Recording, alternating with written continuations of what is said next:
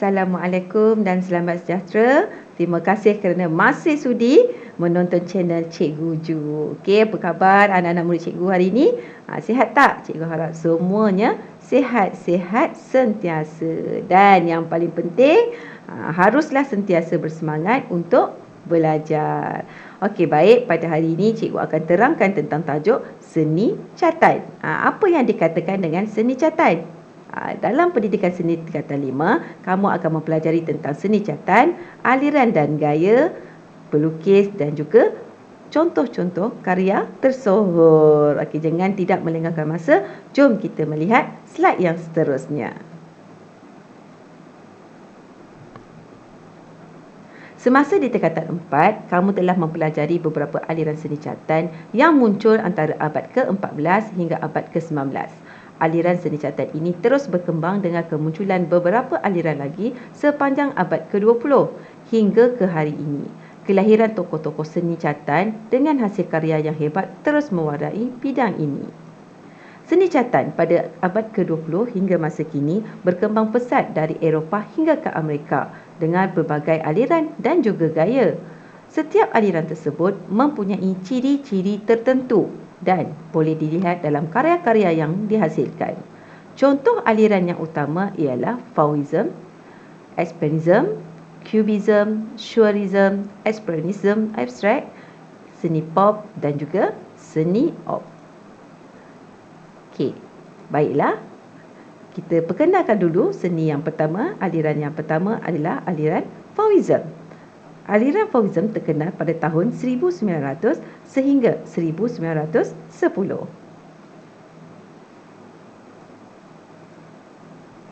Berikut merupakan aliran dan gaya seni Fauvism. Aliran Fauvism menolak idea peniruan terhadap alam. Aliran ini menghargai ekspresi untuk menggambarkan suasana yang hendak dilukis. Tokoh yang terkenal adalah Henri Matisse, André Derain yang dianggap sebagai pelopor aliran seni ini. Selain itu, terdapat juga pelukis lain seperti Maurice de Vlaminck, Kees van Dogen dan juga Rolf Duffy. Pelukis aliran seni ini berpendapat bahawa warna yang tidak terikat dengan warna alam lebih memperlihatkan hubungan peribadi antara pelukis dan juga alam tersebut. Hasil catan aliran ini digambarkan secara emotif dan imajinatif, berbeza dengan aliran naturalisme yang mana lebih bersifat objektif dan realistik. Terdapat juga karya bersifat objektif dan realistik berdasarkan seni primitif Afrika, Pra-Kolombia, Amerika dan juga Oceania. Cuba kamu perhatikan gambar yang telah dipaparkan. Berikut merupakan karya Maurice de Vlaminck yang bertajuk Restoran at Marly Roy kamu pada tahun 1905 yang menggunakan media cat minyak. Jika kamu lihat karya tersebut, kamu akan dapati bahawa penggunaan warna yang terang dan juga pelbagai. Warna yang bukan mewakili warna sebenar, juga sapuan berus yang tidak rata. Seterusnya adalah Henri Matisse, merupakan pelukis dan juga pengkarya. Dilahirkan pada 31 Disember 1869 di Perancis. Beliau telah mendirikan Museum Matisse pada tahun 1952. Contoh catan beliau yang terkenal adalah The Woman with the Hat pada tahun 1905, Portrait of Madame Matisse, Green Stripe pada 1905 dan juga The Open Window juga pada tahun 1905. Catan yang lain adalah Dishes, Fruits, Landscape, Decor dan sebagainya. Beliau meninggal dunia pada tahun 1954. Pelukis yang berikutnya dalam bidang Fauvism adalah Maurice de Vlaminck.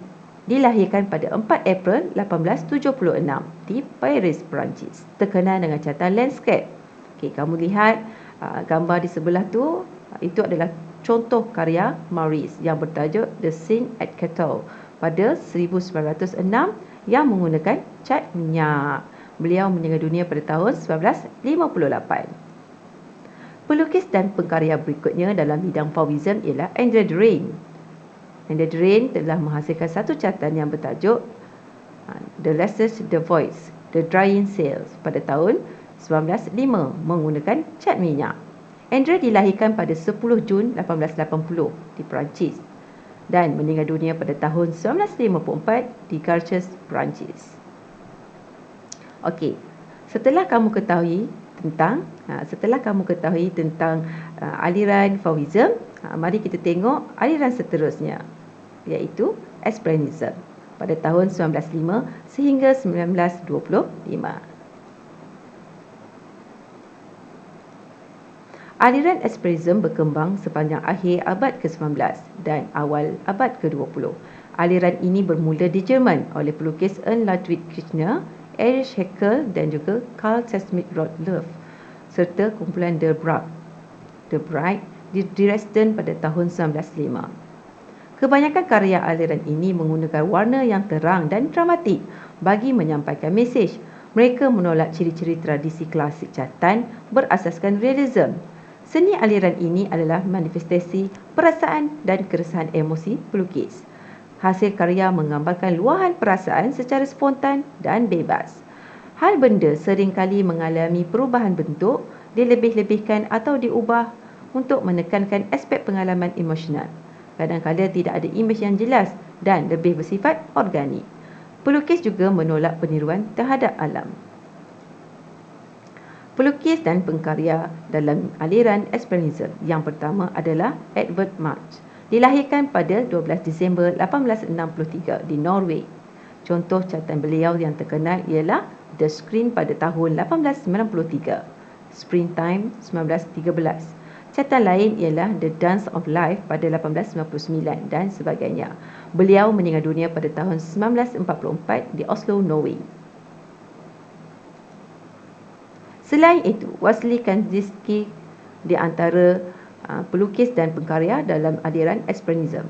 Dilahirkan pada 4 Disember 1866, dikenali sebagai pelopor kepada seni lukisan abstrak. Tengok contoh karya beliau. Okey.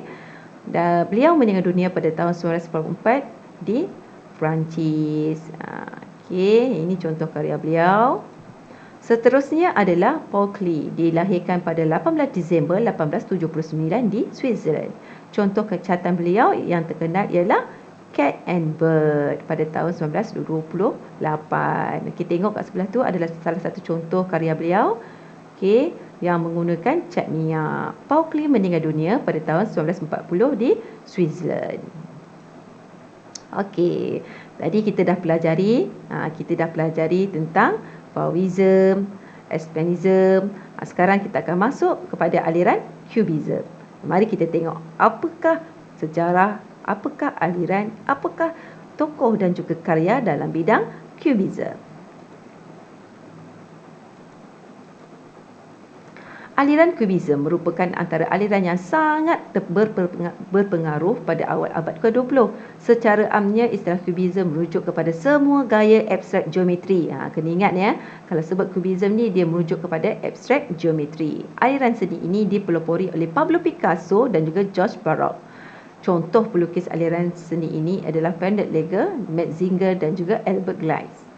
Okey, gaya aliran Cubism ini tidak terikat dengan tradisi catatan. Sebaliknya, banyak menggunakan bentuk dan satah seperti segitiga, kubus, segi empat, kon, silinder, bulat serta bentuk kotak. Okey. Ciri-ciri utama aliran ini adalah menggunakan warna yang terang dan mempunyai perspektif. Pelukis mengubah bentuk sebenar objek kepada bentuk geometri. Objek yang dihasilkan ialah haiwan dan manusia dengan latar belakang semula jadi atau bangunan. Objek disusun semula dalam bentuk abstrak, latar belakang dan objek menembusi satu dengan yang lain untuk membentuk ruang yang cetek. Berikut merupakan pelukis dan pengkarya dalam bidang Cubism. Yang pertama, tokoh tersohor adalah Pablo Picasso. Pablo Picasso dilahirkan pada 25 Oktober 1881 di Malaga, Spanyol. Beliau telah menghasilkan lebih daripada 50,000 karya selama 80 tahun. Okey, catatan yang lain yang pernah dihasilkan oleh Pablo Picasso adalah Dora Maar Etched pada tahun 1940. Pablo Picasso meninggal dunia pada tahun 1973 di Perancis. Okey, tengok ini adalah contoh Pablo Picasso. Ada figura manusia dan background dia menggunakan geometri ataupun satah-satah yang diabstrakkan. Kes seterusnya adalah Frederic Legel, dilahirkan pada 4 Februari 1881 di Perancis. Ini contoh catatan beliau yang terkenal. Pada tahun 1914 yang menggunakan cat minyak. Beliau meninggal dunia pada tahun 1955 di Perancis. Kita tengok kepada tokoh yang seterusnya dalam bidang Cubism, iaitu George Barak. Siapakah George Barak ni? Dia dilahirkan pada 13 Mei 1882 di Perancis. Maksudnya aliran ni banyak berasal dari Perancis. Contoh catatan beliau yang terkenal adalah Glass on Table pada 1909. Yang kat sebelah tu catatan beliau juga. Yang bertajuk The House of Aesthetic pada tahun 1908 menggunakan cat minyak. George Barak ni meninggal dunia pada tahun 1963 di Paris, Perancis. Kita dah tahu. Tadi first pertama, kita dah belajar tentang Fauvism, lepas tu Expressionism, kemudian apa lagi kita dah belajar? Cubism. Yang ini kita masuk aliran yang keempat, iaitu Surrealism. Jadi apa yang terkandung dalam Surrealism? Jom kita tengok sama-sama. Surrealism lahir sebagai satu aliran seni terpenting di Paris mulai tahun 1920-an. Aliran ini menggambarkan hal benda dan situasi seperti dalam mimpi atau alam bawah sedar manusia. Pelukis-pelukis yang terkenal pada zaman ini ialah Georges de Chérico, René Magritte, Salvador Dali, John Miro, John Up, Max Andre Masson dan ramai lagi. Gaya aliran seni ini terbahagi kepada dua, iaitu abstrak dan juga figuratif. Karya ini jarang menggunakan rupa geometri, sebaliknya lebih kepada kesan emosi dan bentuk organik, sama ada nyata atau imajinasi. Penggunaan warna yang tidak dititik beratkan. Kandungan karya aliran ini lebih fokus kepada imajinasi daripada realiti. Hal benda yang wujud dalam kehidupan dan lingkungan manusia menjadi tumpuan utama dalam penghasilan karya ini. Kita memperkenalkan contoh pelukis dan karya dalam bidang Surrealism. Yang pertama adalah Giorgio de Chérico, dilahirkan pada 10 Julai 1888 di Volos, Greek. Itu contoh karya beliau yang terkenal yang kat sebelah tu ya. Greek Metaphysical Interior pada tahun 1917 yang menggunakan cat minyak. Beliau meninggal dunia pada tahun 1978 di Rome, Itali. Seterusnya ialah René Magritte, dilahirkan pada 21 November 1898. Mengadakan pameran solo pertamanya pada tahun 1927 di Brussels. Kamu tengok tu contoh dia, contoh karya milik René Magritte, Personal Value pada tahun 1952 menggunakan cat minyak. René Magritte ni meninggal dunia pada tahun 1967. Dan yang seterusnya adalah artis tersohor dalam bidang Surrealism. Dalam aliran Surrealism, siapa lagi kalau bukan Salvador Dali. Salvador Dali ni dilahirkan pada 11 Mei 1904 di Spanyol. Contoh catatan beliau yang terkenal ialah The Presence of Memory pada 1931 dan juga Tuna Fishing pada 1967. Tengok dia punya contoh catatan kat bawah tu ya, contoh karya beliau. Salvador Dali ni meninggal dunia pada tahun 1989 di Spanyol. Jadi kita akan masuk ke aliran yang berikutnya, iaitu aliran Expressionisme abstrak pada tahun 1943 sehingga 1965. Jom kita pergi kenali siapakah tokoh-tokoh dan juga contoh-contoh karya pada aliran ini. Expressionism abstrak ialah gerakan seni yang muncul selepas Perang Dunia Kedua pada sekitar tahun 1940 hingga 1960-an. Aliran ini berkembang di Amerika Syarikat dan menular ke seluruh dunia. Gerakan ini berpusat di New York. Istilah Expressionism abstrak ini pertama kali digunakan dalam seni Amerika pada tahun 1946 oleh pengkritik seni Robert Coates Pelukis-pelukis terkenal aliran ini ialah Archie Gorky, William de Kooning dan juga Jackson Pollock. Okey, ramai lagi yang ada dalam aliran ini. Penghasilan karya aliran ini biasanya menggunakan berus yang besar dan sapuan yang agak kasar. Mereka menggunakan warna terus dari bekas cat. Titisan, percikan, lelehan cat serta spontan adalah ciri-ciri utama aliran ini. Pelukis seperti Jackson Pollock dan juga William de Kooning menggunakan aksi spontan untuk menghasilkan karya mereka. Hal benda yang menjadi fokus karya mereka berbentuk abstrak, luahan emosi berdasarkan kesedaran bawah minda. Okey, ini adalah contoh karya milik Archie Gorky yang bertajuk How My Mother Embroidered Apron Unfold in My Life pada tahun 1944 menggunakan cat minyak. Archie Gorky dilahirkan pada 15 April 1904 di Gorham, Turki. Nama sebenarnya ialah Bostanid Monarch Odeon. Okey.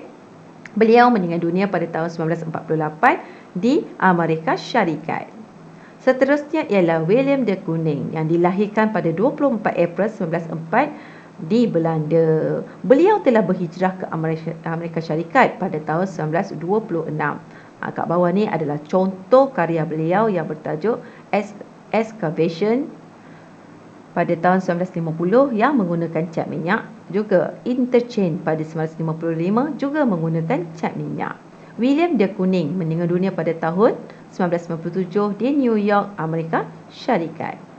Seterusnya, memperkenalkan, ini adalah karya Jackson Pollock, dilahirkan pada 28 Januari 1912 di Wyoming, Amerika Syarikat. Contoh catatan beliau yang terkenal ialah Number 17A 1948. Okay. Jackson Pollock meninggal dunia pada tahun 1956 di New York, Amerika Syarikat.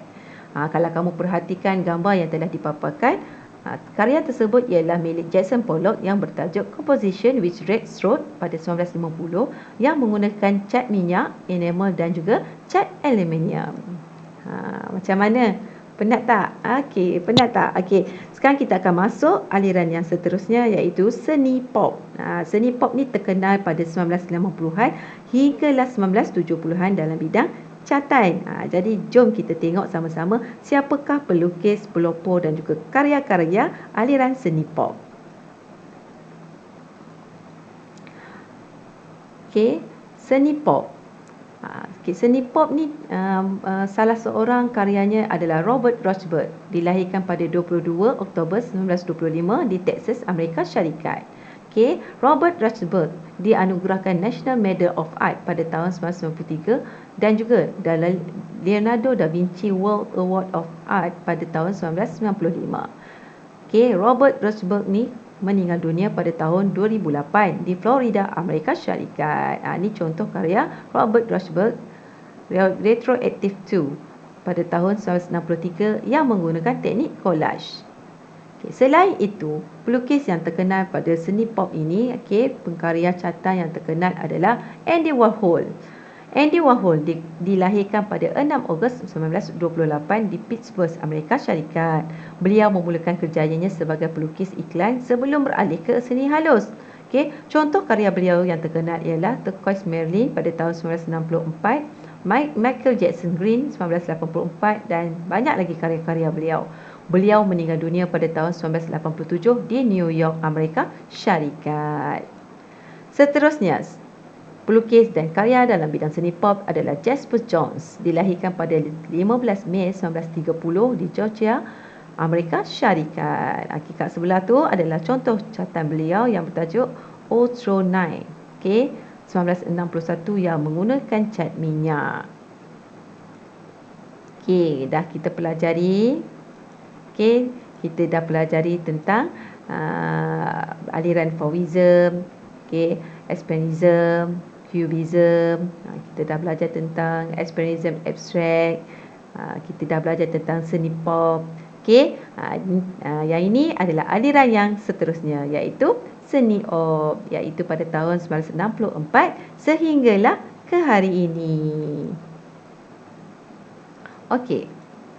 Aliran seni op muncul pada tahun 1964 yang dikaitkan dengan ilusi optikal. Seni op yang lahir dan berkembang di Amerika Syarikat ini pada sekitar 1960-an juga dianggap sebagai reaksi kepada action painting. Okey, pemilihan garisan, warna dan bentuk dilakukan dengan cermat untuk mendapatkan kesan yang maksimum dan penghasilan karya seni op. Mereka menghasilkan karya 3 dimensi 3D daripada permukaan 2 dimensi 2D dengan menampakkan unsur ruang dan prinsip rekaan. Kebanyakan karya pada seni op ini menggunakan rupa geometri untuk menghasilkan ilusi pergerakan melalui penggunaan warna dan corak geometri. Imej yang dihasilkan memberi kesan kepada penglihatan penonton. Kita kenali tentang tokoh-tokoh dan juga karya-karya dalam aliran seni op. Okey, Victor Vasarely dilahirkan pada 9 April 1906 di Austria, Hungary. Beliau merupakan antara pelukis utama aliran seni op dan meninggal dunia pada tahun 1997 di Paris, Perancis. Itu adalah contoh karya catatan beliau yang bernama Zanon pada 1979 menggunakan media cat akrilik. Seterusnya, kita mempersembahkan Julian Stanzak, dilahirkan pada 5 November 1928 di Borownica, Poland. Dikenali sebagai pengasas seni op. Ini contoh kacatan beliau. Yang pertama, Blue Translation pada 1971 yang menggunakan cat akrilik. Yang kedua, See Through Dark pada 1983 yang menggunakan cat akrilik. Julian Stanzak meninggal dunia pada tahun 2017 di Ohio, Amerika Syarikat. Seterusnya, Brigid Riley dilahirkan pada 24 April 1931 di London, England. Ini bawah ni adalah contoh catatan beliau yang terkenal. Yang pertama, Orient 4 1970 yang menggunakan cat akrilik dan juga Brigid Riley pada Cataract 3 1967 cat tempera. Ini adalah contoh catatan milik Brigid Riley. Macam mana? Faham tak? Kita dah belajar ke semua aliran catatan, ke semua gaya dan juga aliran catatan pengkarya contoh kita dah belajar.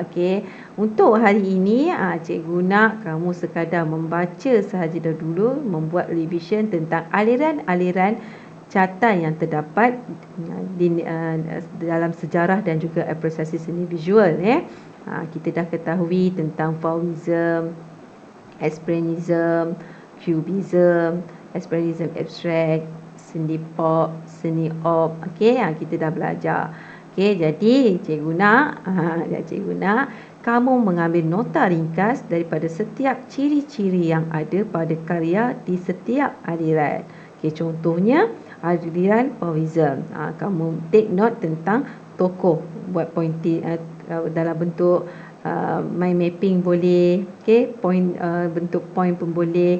Catatkan siapakah tokoh dia, apakah karya dia.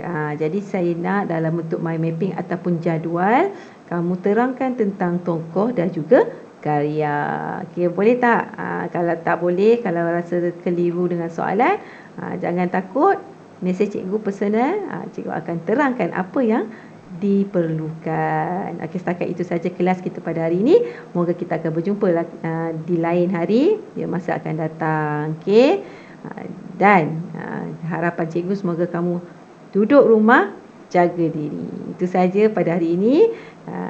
Dan bye. Assalamualaikum.